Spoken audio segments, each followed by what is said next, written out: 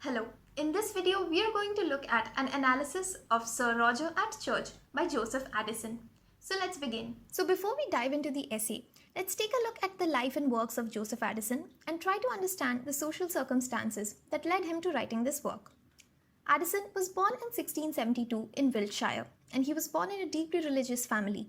His father had been the Dean of Cathedral Close. He received an excellent education and attended Queen's College, Oxford, where he met Richard Steele, another playwright who would become one of his closest friends. He excelled in the classics and was especially noted for his Latin verses. Addison was deeply religious, and one of his last unfinished works were a tight book called The Evidences of Christianity. However, this did not stop him from writing unbiased opinions on all things. For example, Addison's most famous work is a play entitled Cato, which is a tragedy based on a philosopher. All his works, if you're familiar with them, deal with themes like individual liberty versus government tyranny, republicanism versus monarchism, logic versus emotion, and so on. His works even went on to influence Samuel Johnson, who you might be familiar with if you have heard the previous video. So today, Addison is best remembered for two of his periodical magazines, The Tatler and The Spectator, which he brought out with his friend Richard Steele. These were periodical magazines that were published every single day with new essays. In this, he perfected the form of the periodical essay. So a periodical essay is basically a literary form, an essay which is quite short, maybe 1 or 2 pages at the most, and it comes out in a similar magazine 2 to 3 times a week or maybe even every single day.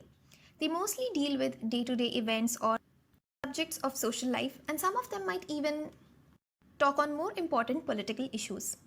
So this essay that we are going to look at, Sir Roger at Church, is originally published in The Spectator in the 1700s. In The Spectator, he published not only this one, but a series of papers, all of which had Sir Roger de Coverley at the center. All of these together came to be known as the Coverley Essays. The Coverley papers were quite famous because they looked at a single person in a way that was both satirical as well as admirable.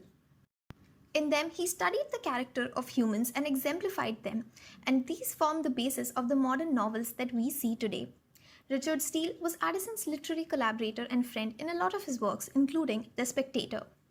Richard Steele's works contain a spontaneity, whereas Addison's works are seen to be more refined and polished. His works in The Spectator became quite famous, mainly because he seized upon the new social life of clubs and made it the subject of endless pleasant essays upon types of mien and manners, which was different from the existing essays of the time. Now, if you're looking at the essay Sir Roger at Church, you might come across a lot of familiar or unfamiliar terms, which you might not understand what it refers to. So for this, we need to understand the social condition of the time. Throughout the essay, you will see that Sir Roger is portrayed as a seminal as well as a deplorable figure. It is basically a satirical comedy, and it's written in a lot of irony. Sir Roger is presented as someone who is kind, generous, lovable, but also at sometimes a peculiar person who might think that he is above the law. At the hands of Joseph Addison, Sir Roger's character is conveyed extremely ironically, and technically he is a product of a Tory character. A Tory character is basically a fictional or a real character who holds a political philosophy known as Toryism. So Toryism is basically a version of British politics which holds on to traditionalism and conservatism. Before this, you might have remembered that I had mentioned Joseph Addison, one of his most famous things to debate about was individual liberty versus government tyranny. In Toryism, prefer to uphold the supremacy of the social order, as in the mass becomes more important than the individual person. Tory characters gain fame with the help of Tory Boy, who was a character in a television sketch by comedian Harry Enfield. This is quite a recent character, but in Sir Roger at Church, we see the first examples of a Tory character. Another question that comes to mind after reading the essay is who is Sir Roger and why is he so revered by the people there? So for this, let's try to understand the social conditions at the time. From what we can understand from the essay is that Sir Roger is a knight. But why does this give him so much power over the people? The simple reason is that during the medieval times, the Roman Catholic churches held a lot of power. This was because when people stayed in the districts ruled by kings or other such monarchy, they found that the lower class had to live under very deplorable conditions. So a section of the people who had good skills, like maybe ironsmiths and metalsmiths and all, they started moving out of the village. There was an exodus, and they all ended up settling in a new place, creating new cities and districts. Now, these people, they had all the freedom to set the rules that they wanted, and people soon realized that land was a very valuable commodity. Now, because of this, a lot of people who realized this early on ended up being the ones with a lot of land. And they realized that they can hold power over the people by renting out land to others as tenants or by renting out land for industries, mill owners, and so on. As the generations passed, these people who had a lot of land became revered people. In a similar way, you can think of the zamindars in India. They were revered and respected only because they had a lot of land, a lot of historical importance. But they weren't always necessarily people of noble blood or people who came from royalty. Over time, these people got some sort of recognition, as in they came to be known as squires or counts, and it is safe to assume that Sir Roger is also one such person. It is clear in the essay that he holds a lot of land. Now, when these people hold a lot of land, obviously you want some way of oppressing the people or at least making sure that they listen to you. A very easy way of suppressing or making sure that the people listen to you is religion. So they established a church in every city. Under Roman Catholicism, these tiny districts are known as dioceses or parishes. Each parish has its own church located at the very center of the city. The church is headed by a head priest or also known as a parson, and all the people living in the parish or the district are known as parishioners. Now, ideally, people should visit the church every day, but on Sundays it is believed to be especially important since according to Christianity, Sunday is a holy day. So on Sunday, everyone who is of someone in the city is expected to visit the church and attend the mass or the service, the religious sermons that are going on. As I said, the squires realized that this could be an effective way of controlling people, so they started getting close to the clergymen and the priest in the church. A simple way of doing this was to provide money for the church by providing money for renovations or for improvements. And so over time, these people began to get more and more powers in the church. Like they had a power known as advowson. Advowson was a power in which, according to the law, these people could appoint clergymen to the church. They could give their opinion on who should or should not be the head priest. Basically, they sort of became unofficial members of the parliament. So I think this explains why Sir Roger is such an important figure and why people are scared of him. And it also explains some of the common terms like parson, parishioner, diocese, and so on. So now that we've established some of the backstory, let's get into a line-by-line analysis of the essay. So again, I will be reading it from the screen and you can follow it along as well. Sir Roger at Church is an essay that was published in the Spectator number 112 in July of 1711. Now before the beginning of this essay, you can see a line that converted into English reads as, "First, in obedience to thy country's rights, worship the immortal gods." So this is basically a statement taken from the golden verses, and you can see here it is attributed to Pythagoras, but it was later on proved that Pythagoras is not the owner of these verses, and he was falsely given credit. The golden verses are basically a series of commandments, you can say. They are moral suggestions that people are told to follow. So this is actually the first of the golden verses suggested to people. There are basically a total of 71 golden verses that people are told to follow, and over time a lot of different people have followed them. A lot of different religious orders have used them and conveyed them as sermons to the people. As we said in the beginning, Joseph Addison was a deeply religious man. So the first line of the essay says, "I am always very well pleased with the country Sunday, and think if keeping holy the seventh day were only a human institution, it would be the best method that could have been thought of for the polishing and civilizing of mankind." So immediately we are being bombarded by a lot of information. So let's look at it one by one. We can see that the first word is I, which means that it's a first person account. The I here is basically a friend of Sir Roger de Coverley, who is in a quite good position and is a personal friend and not just someone that he is familiar with as an acquaintance or one of his tenants. Secondly, you can see the word country Sunday. So it's a Sunday today, and the reason he says country Sunday is because the setting of this is in rural England, or also known as the country. And country Sunday is basically it is a form of expression that when you say this, immediately you picturize a very rural setting where Sundays are a lazy event and people always go for mass, something similar to that. And think, if keeping holy the seventh day were only a human institution, So here again we have to go back to one of the laws of Christianity. In Christianity, according to the Bible, the seventh day, that is Sunday, is believed to be a holy day because this is the only day when God allowed humans to take rest. At one point, humans were supposed to gather food every day for their consumption, and if someone ended up taking more food to save it again for the next day, they would wake up and find that the food has rotted or it has maggots and so on. This was basically done because God wanted to teach people that you have to work hard every day and there is no shortcut to success and so on. The only day when people were allowed to collect extra food which would not go bad the next day was on Saturday, because Sunday was given as a sort of off day for people to spend it on the devotion of God. So keeping holy the seventh day were only a human institution. It would be the best method that could have been thought of for the polishing and civilizing of mankind. So here he's saying that keeping holy the seventh day is currently not a human institution. That is, it is not a human discovery. It is a discovery made by the gods. It is a discovery written in the scriptures. But if only it was something that humans had invented, then it would be the best way that could have been thought of for bringing forward the intellectual smartness or polishing mankind.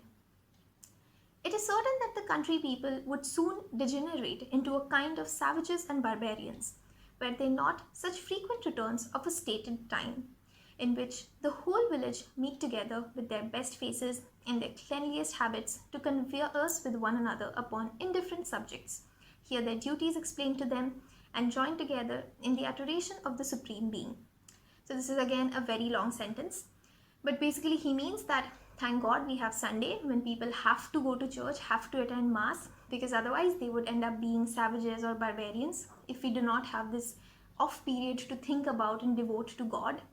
He basically says that on these days, the entire village. So on Sundays, the reason it was given off, as I said, was for devotion to God, and all good people of a parish or of a district are expected to go to the church on Sunday to attend the mass or to attend the sermons or religious services being given on that day. It's a whole thing that happens over there, and during this everyone wears their best clothes, their cleanliest habits. So habit here is a sort of uniform. It's a very long habit uniform that people wear. For example, priests you can think of, to converse with one upon subjects that don't really matter, and to join together in the adoration of a supreme being, that is, to join together in their worship of God. Sunday clears away the rust of the whole week, not only as it refreshes in their minds the notions of religion, but as it puts forth both the sexes upon appearing in their most agreeable forms and exerting all such qualities as are apt to give them a figure in the eye of the village. So basically Sunday, after the whole week, Sunday comes and suddenly people are reminded that okay, there's a God, we are religious people, we have to go to church, attend mass, and during this day both the genders appear in their most agreeable forms.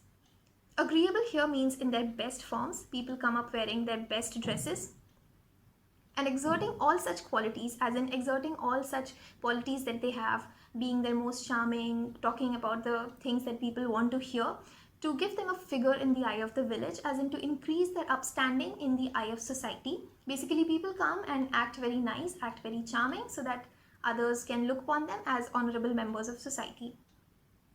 A country fellow distinguishes himself as much in the churchyard as a citizen does upon the change.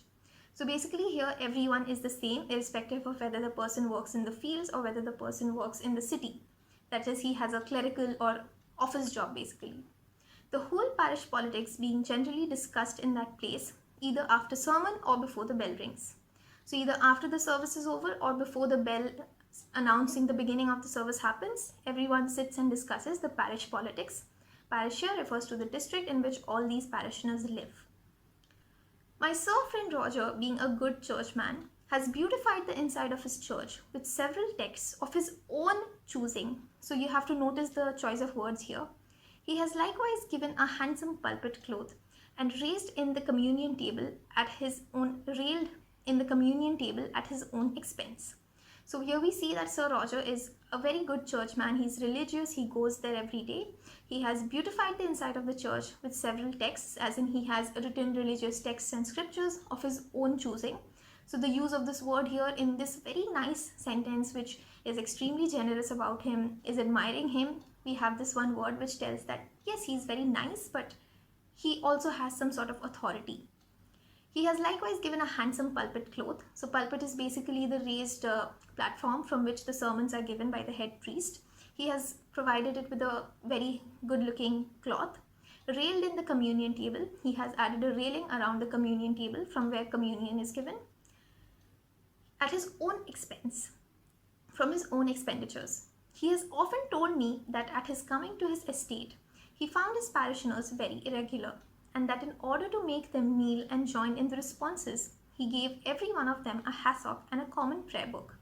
So when he first came into the parish, when he first assumed this unofficial member of parliament pose, he found that all the parishioners are very irregular. They don't come to church regularly, and he's a religious man. He has power, so obviously he wants everyone to follow what he does, he says, and so on.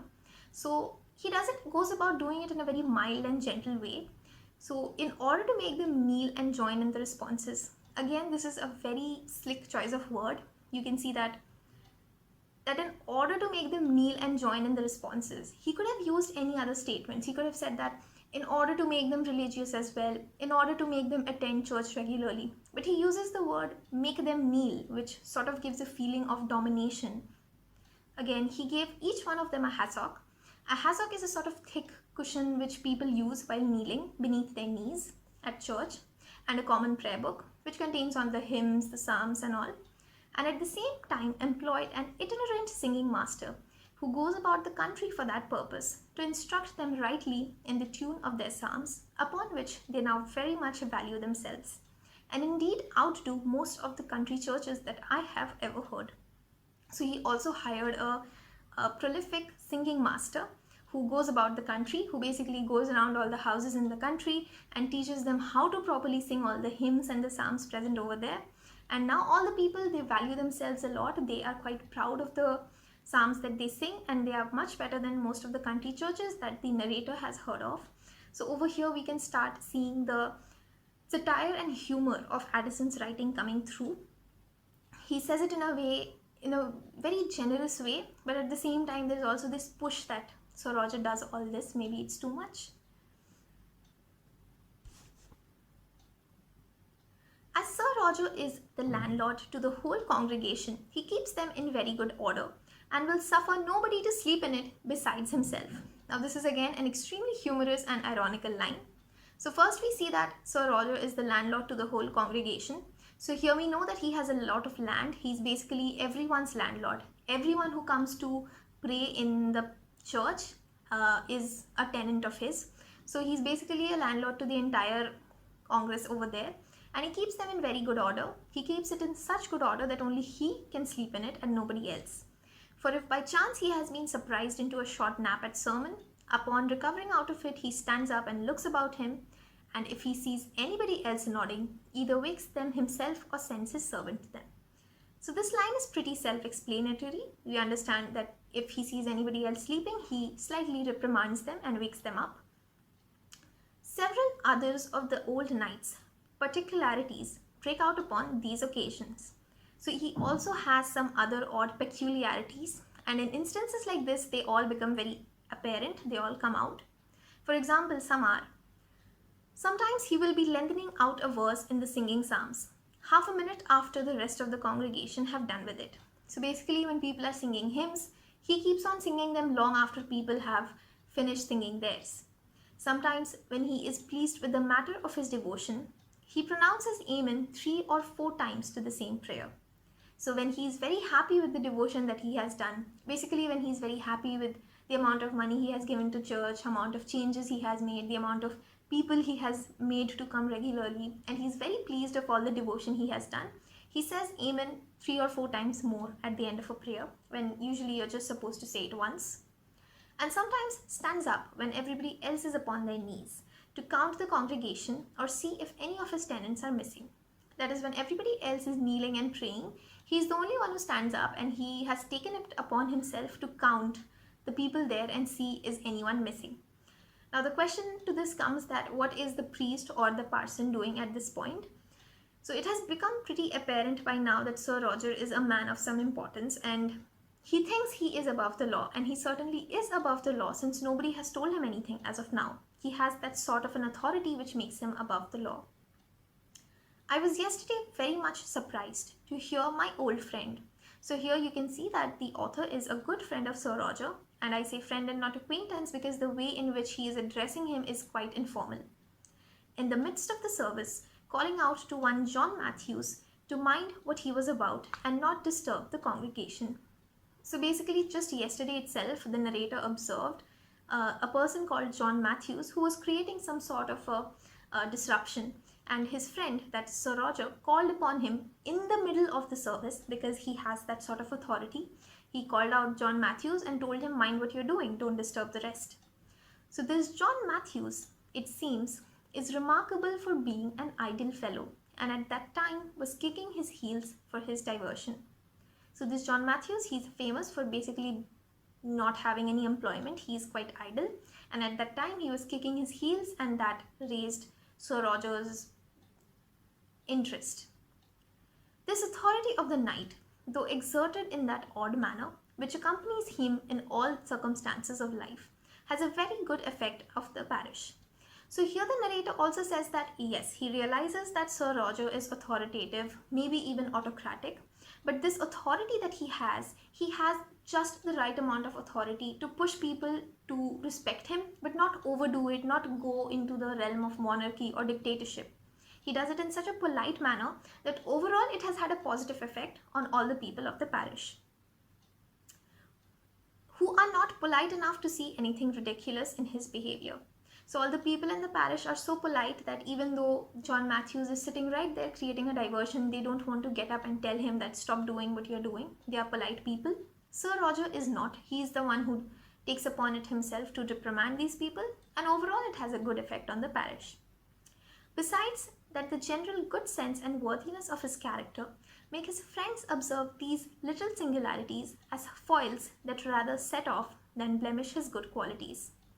So in this sentence, you can see that he says, since Sir Roger has all these good characteristics, he's kind, he's amiable, he's generous.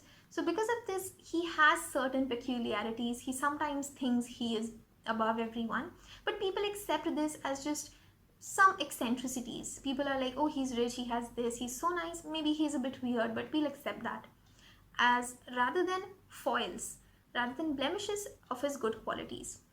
So this is again a pointer towards society that if a man is accomplished, he's good, he has power, we tend to see his bad or negative characteristics as peculiarities rather than actually see them as negative characteristics.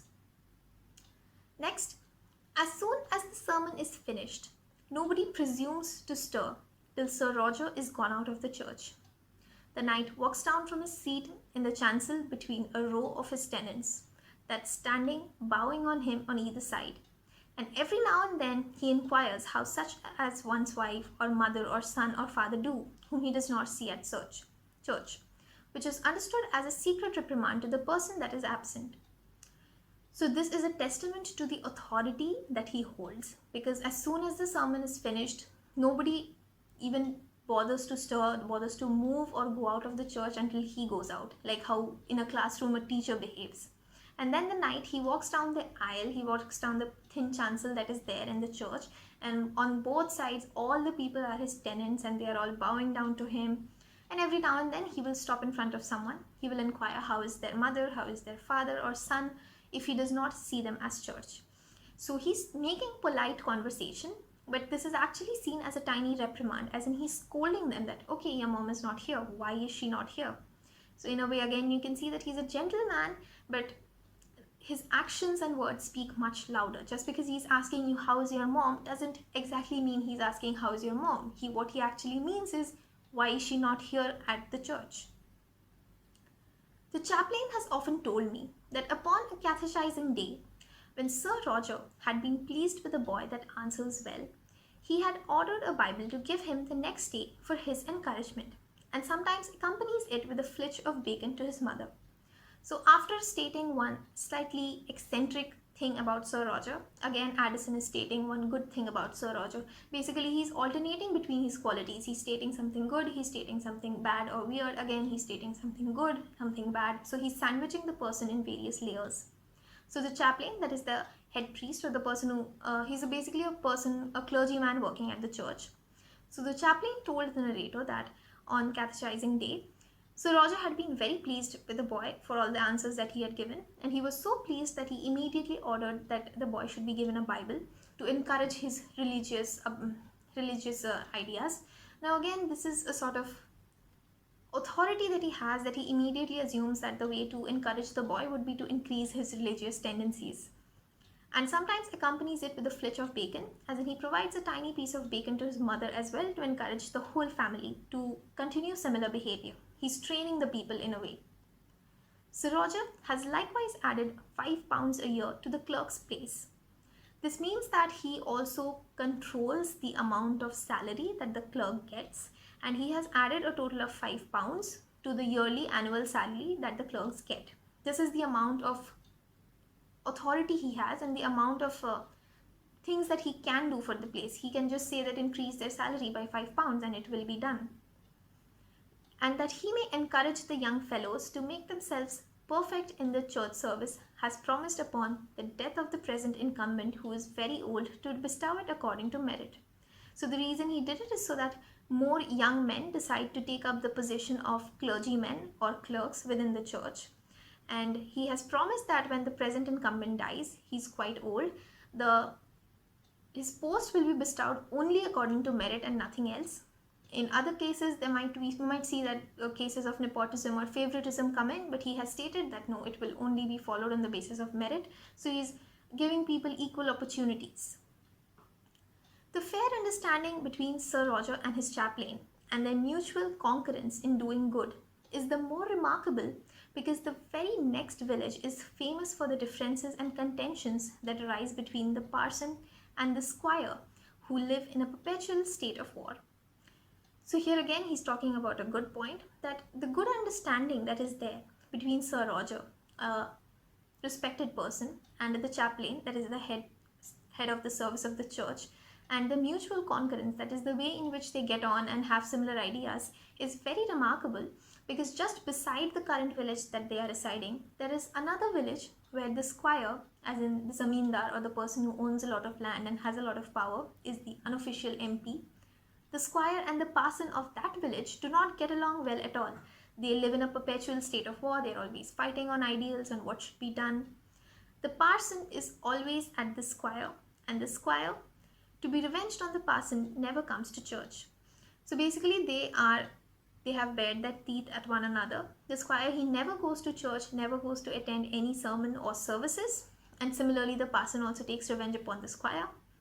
The squire has made all his tenants atheists and tithestillers. So basically the squire also bars his tenants from going to church. He says that since I am the owner of your land, you cannot go to this church since I am at odds with the chaplain.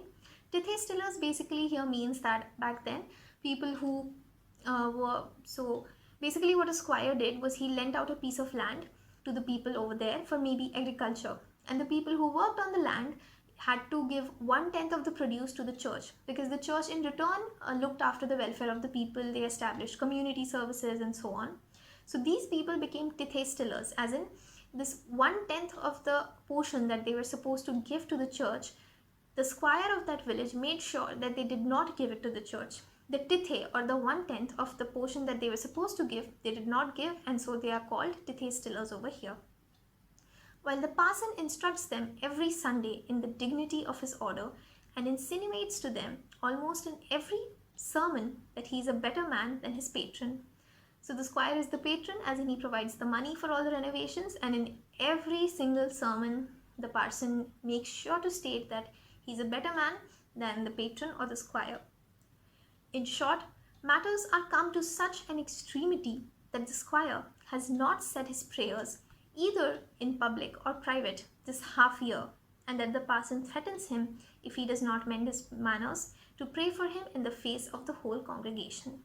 So basically in the entire past 6 months, the situation has come to such that the squire has not been to church, which is a quite big deal back then, when every Sunday people went to church irrespective of their social class, social standing, and so on. It was seen as a communal gathering in a way, and it encouraged good feelings among everyone in the village. So the squire, he has not said any prayer, he has not been to church for 6 months. And every time, whenever the parson is in sermon, he threatens the squire that today I'm going to speak about you in church, using you as a negative example if you do not mend your ways. So he threatens him that I'm going to pray for you in the face of the whole congregation. Feuds of this nature, though too frequent in the country, are very fatal to the ordinary people who are so used to be bedazzled with riches that they pay as much deference to the understanding of a man of an estate as a man of learning, and are very hardly brought to any regard of truth, however important soever it may be, that is preached to them, when they know there are several men of 500 a year who do not believe it. So the last sentence is also very long and it throws a lot of information at us. We're going to analyze it in parts. So the first is feuds of this nature, as in disruptions or wars of this nature, are very frequent in the country of England, and they are very fatal for the ordinary people living there, because these ordinary people, they are so used to be dazzled by the riches that they are so used to looking at a rich person's house, a rich person's aristocratic manner, that they pay as much deference, they pay as much respect to the understanding of a man of an estate as of a man of learning. So earlier, as I said, that these people who became zamindars or squires and such, they were not members of the royal family. They did not have any such thing other than the fact that they ended up making the most at the best time. They ended up realizing that land is a commodity, and so they just swooped down on it and took it. And they were not necessarily always extremely learned men. They were, after all, businessmen in a way. So he says that the common man is so bedazzled by all their riches that they pay the same amount of respect to these people that they pay to a man of learning,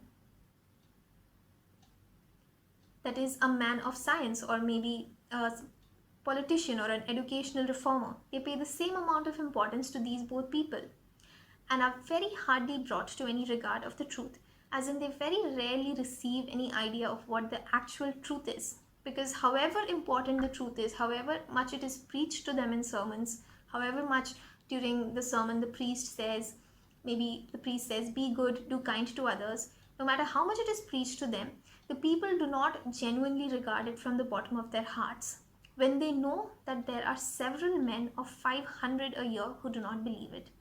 As in, back then, the salaries of people, well, not exactly the salaries, but the amount of money that people received, especially the zamindars or the landlords or the richer members of society received, was quite public knowledge. Basically, how this came about is that, let us say a person inherits an amount of 20,000 pounds from his father upon his father's death. So basically the 20,000 pound goes into a bank of the time, and every year the person receives a certain amount of interest, which is maybe say 500 pounds. And he also receives a specific amount from all the land that he owns. So let us say he has a total income of 1,000 pounds. So it was well known that this person has a value of 10,000 pounds a year. This person has a value of 2,000 pounds a year, and so on. So here 500 a year refers to someone who has a value of 500 pounds a year. What they are basically saying is that no matter how much the sermon is preached to them, they do not believe it from heart, because they know that there are several men who earn 500 pounds a year, who are rich enough to understand right from wrong, who they worship and respect just because they are rich, and these people themselves do not believe in the sermons. These 500 pounds a year men themselves do not believe in the sermons. So why should the ordinary people themselves believe in it? So here comes one of the most important questions. Sir Roger has been vividly characterized, but the question is, what is exactly his characters? Well, we know this, that he is a man of many layers, and a lot of them might be ironical or in opposition with one another. First of all, we know that he is a man of humanity. He has a large heart. He loves not only the servants in his house, but also the people living around him.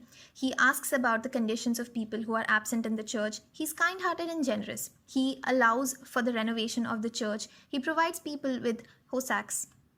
And when someone pleases him, like the little boy, he even makes arrangements for bacon to go to his home. So this is an example in which we can see that he is an ideal person. Secondly, we know that he is a lover of religion. He is a regular churchgoer and encourages everyone else to come to the church. Now, it can be noticed here that while he is a regular church owner, he is not exactly the idle person sitting there for a sermon, because he often sleeps during the sermons. And also, he encourages everyone to come to church. It is done in a mild way, but one can also say that his mind is so set on religious purposes that he does not see the freedom one might have to not do this. Sir Roger might have beautified the church and decorated it on his own accord, but the way that he is doing it, in a way, he scares the country people to come to church. In a way, you can say that they are scared because they are his tenants. In some way or other, they are bound to him, and they feel that if they don't do it, they might lose the faith that he has in them. Thirdly, we know that he's a skilled organizer. He organizes not only his house but also at the church. He encourages people to come there. He organizes the church beautifully. He is extremely good at remembering who comes to church, who does not come to church, and so on. So you can see this line. He has often told me that at his coming to the estate, he found his parishioners very irregular, and that in order to make them kneel and join in the responses, he gave each one of them a hassock and a common prayer book. So he organizes all these events. We know that he is responsible since he is the landlord of all these congregations. He feels personally responsible somehow to keep the people disciplined. Now you might see that all these things are pointing to him being a good person, but at the same time they might also be pointing to him to be a person who considers his authority to be much more than others. In this sentence, sometimes stand-ups when everybody else is upon their knees to count the congregation or to see if any of his tenants are missing. As you can see, he has not been bestowed by any power to do this. Everyone must be equal in the eyes of God. However, he takes it upon himself to do these things which technically no one has asked him to do. So in some ways you can say that Sir Roger is an eccentric. In almost all of the essays, apart from even this one, we see this in its full expression. While he is a lover of religion, he only loves it at the expense of the respect it affords others to him. He does not genuinely love it because he sometimes sleeps through the sermon. So how can we really call him an extremely religious man? Basically, we see that Sir Roger is a person of eccentricities. He is simple, lucid, hospitable, but also authoritative. In a way, this person of ironies formed the base for future novels that came into the fore. Addison is one of the greatest prose stylists in English literature history, and he became a pioneer of this particular style, which came to be known as the middle style. The middle style basically refers to a type of word choice or sentence structure in which the way that the person writes, it's neither extremely plain nor is it extremely grand.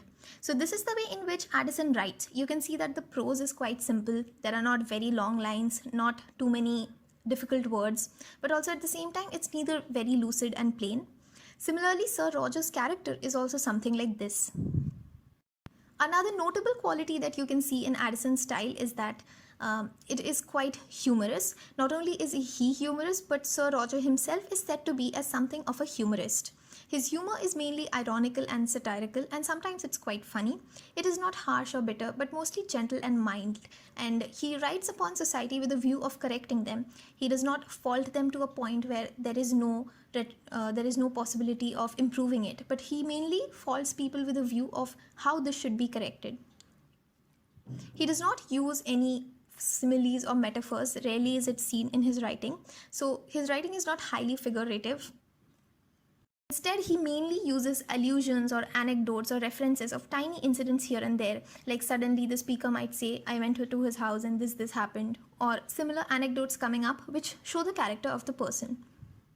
Overall, Sir Roger at Church is an essay which is basically an extension of Addison being a social reformer and great critic, and he always wanted to bring about a change in the life of his contemporaries.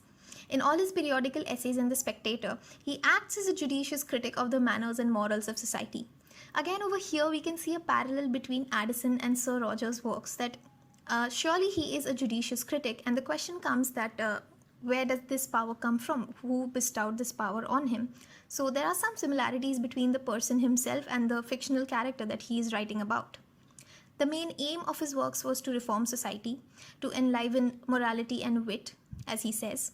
So he satirizes the vanity of society, but he's very mild, unlike other writers. For example, John Dryden, who is quite personal in his attacks. With the help of Sir Roger, what Addison basically did is he created a fictional character, a typical country gentleman stereotype who follows a Tory mentality, and he placed all the blame on him. He used irony to point out that this is how Sir Roger is, but can you find similarities between this and the current squires that you worship? While Sir Roger is quite traditional, it is both good and bad in some ways. For example, during that time, there was a new generation of aristocrats coming into the fore who were all quite hard-hearted, and they employed a lot of slaves. But you can see that Sir Roger here is very paternalistic while dealing with his tenants and servants. He appears to be a very sympathetic person. And this is in sharp contrast with the hard-hearted aristocrats. So in a way, you can see that in this way, Sir Roger is traditional. He follows the country hospitality. In the country, people were believed to be much more hospitable than the people living in the towns or the new upcoming cities, where ways of life were more brash. Even in the household, he had a fondness for his servants. He did not fire them needlessly, and he employed them for a long amount of years, which again shows his genuine concern. So he rules over his household and also on the village in a very genial but somewhat autocratic way, which can be adored, but it's also impossible to emulate. In certain lines like, as Sir Roger is landlord to the whole congregation, as in he employs all the people basically in the certain congregation of the parish as tenants, he keeps them in very good order and will suffer nobody to sleep in it but besides himself. So this is a quite humoristic line in the ironical way. The squire himself routinely causes disruptions, like he lengthens the verses of the poem, stands up while others are kneeling, and he fidgets and makes noises, but the worthiness of his character makes all these things look like small peculiarities instead of looking as completely negative characters.